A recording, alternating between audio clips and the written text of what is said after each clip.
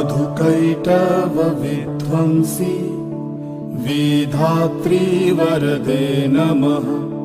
रूपं देहि जयं देहि यशो देहि दिशो जहि।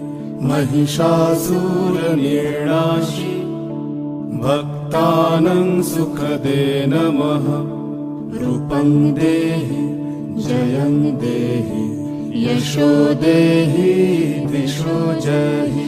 धूम्रनेत्रवधे देवी धर्मकामार्थदायिनी। रूपं देहि जयं देहि यशो देहि दिशो जहि। रक्तबीज वधे देवी चण्डमुण्ड विनाशिनी।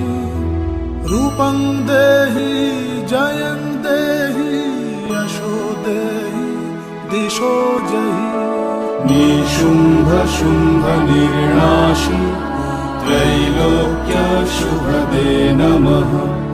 रूपं देहि जयं देहि यशो देहि दिशो जहि। वन्दिताङ्घ्रि युगे देवी सर्वसौभाग्यदायिनी।